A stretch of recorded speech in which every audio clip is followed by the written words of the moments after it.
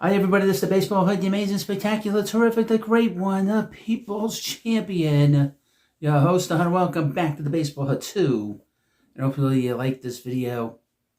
Hit that subscribe button. So this channel is very different than the big channel.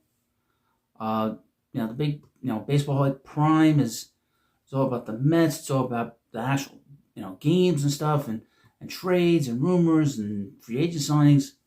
And people sort of getting confused that I'm going to put the politics on that side. I don't do that. But I did a lot of videos on Francisco Lindor and his wife. And I want to thank them because they helped the channel out in a lot of ways over the last week. And I thank them, to be honest with you. But there was an interesting thing that happened on WFAN on Monday. I was able to listen to quite a bit of the shows. I was able to listen to Evan and Tiki. Same shit, different day. You know how it is. They brought out the Eddie Mush of WFAN, Joe Beningo, and he had his little rant. And I did a video on it earlier today on the Baseball Hut 3. I put the link in the description to the Baseball Hut 3, which is very different. We talk about the media. I have a whole bunch of stuff there on Tuesday and the days coming. I'll get more people on there. I'll get people to subscribe and watch the videos. But and of course, the big change was Craig Carton returned with the psycho killer, Chris McMonagle. It's a good thing he wore black. And I will have an interesting take. Is that not only did Uneven Evan Roberts give up his afternoon drive show, he also gave up the TV show because Carton had his show on SNY. So that was not really, I didn't see anything from SNY that they made an announcement. So I was very surprised to see that when I saw it, which will be interesting. And I was able to watch the show and able to sort of get an idea of what the show's going to be. Same shit from the past, really. But there were a couple of interesting things. He had James Dolan, the New York Knicks and New York Rangers owner on. He had him on for about a half hour. On TV, on simulcast, but he had somebody that was on that was interesting. A little bit about a half hour before that. That's the former governor of New Jersey, that really strange politician, Chris Christie. Just to give you a background on Christie, Christie is part of the Mets board of directors, so he knows what's going on in the Mets clubhouse. And knows what's going on in the Mets organization. They kind of just sort of not talked about it, I guess, during this interview. I don't believe that this was discussed during the interview. But prior to him going and calling into the program, an interesting thing was said by Craig Carton earlier, about a half hour before that, maybe 45 minutes before he called in. Carton had mentioned that there was, the whole political thing between Brandon Nimmo and Francisco Lindor. And he said that it was much worse than what's being reported. Now, I thought that was interesting because it seemed to be kind of swept under the rug. Now, he did mention that he was going to, if he could get permission about discussing it, that he would discuss it. Now, I thought it was interesting that right after that, that load, Christie came on to just talk and wish them well on the new show. Not at any moment during this interview, or it wasn't really an interview, he just called in. During this call, did he ask him anything about Nimmo and Lindor? And I don't even think they mentioned that the Mets have him on the board. And he gets a paycheck from the Mets and Steve Cohen.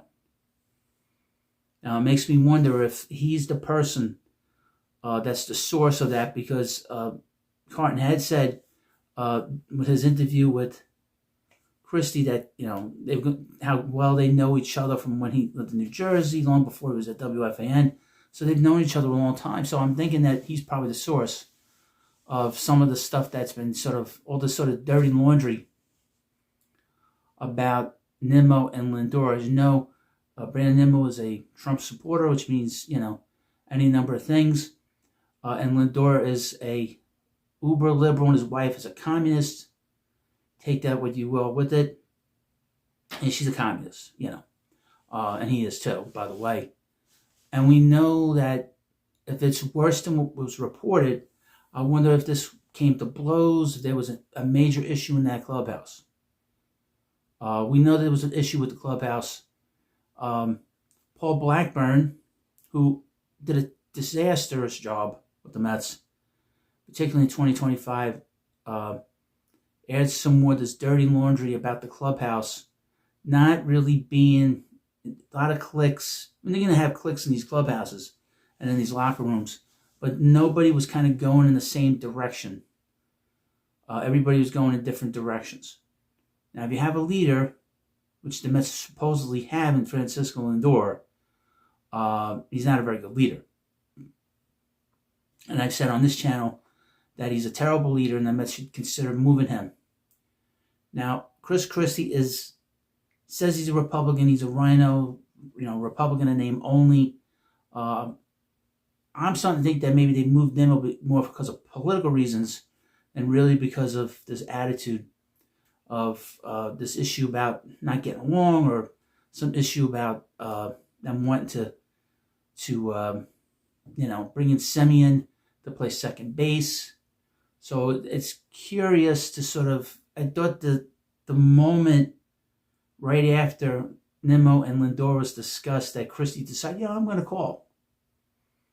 And we know that with Christie, he's a backstabber.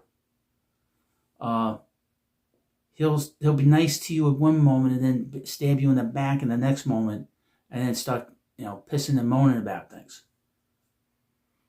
That's his sort of MO as a politician. He's a globalist, left-wing guy, we know where that's going. So he's not to be trusted. But you wonder how bad that clubhouse was. And we know the history of people that suffer from Trump derangement syndrome. They have a very difficult time letting anything go. Terrible time letting anything go, especially when it comes to themselves trying to prove themselves to be a better person than somebody that's a Trump supporter, liberty supporter. It is very difficult to detach yourself from that. And like I said in other videos about Lindor, it is a distraction. Politics is a distraction when you don't win. It's a common thing. If you win, it's not a distraction, obviously. But if it's so open, then it is a distraction. And I thought it was terrible on the part of WFAN not to address it with Christie, considering he's in the know. He knows. Never mentioned it. All they talked about is McMonagle going to the Met game, sitting in the suite with. I better be a big suite with him and Chris with Chris Christie. I will say that. And they mentioned how many years they've known each other, Carton and Christie, but you don't mention. And then they complained about the Cowboys, and because I guess Christie is a big Cowboys fan, you think it would make sense to address this situation unofficially. What happened in that club? Now we know he's not the owner. We know that he's not, really in the front office per se. But he knew what happened. He knows what's going on in that clubhouse. So I'm sure he's being told what's going on. It's an office. You're going to learn about the stuff that's going on, and you're going to know what's going on. The question should have been asked. So WFAN, the big WFAN tough guys that they think they are when it comes to asking difficult questions, they didn't ask that question. It was sort of, I'm not gonna ask. I would have asked him. So he's a politician. Once a politician, always a politician. Once a crook, always a crook. So that's my take on it. There's no real update. I don't know what the title of this video is going to be, but I thought it was an interesting guest to have on, or a person to call in and shoot the breeze with. And it would have been interesting. It would have made a lot of news, certainly. You'd think they'd want to make a little more news than they did today. But let me know what you think about this video. I'll keep the comments up. But thank you for watching. Have a good day, and I'll see you later.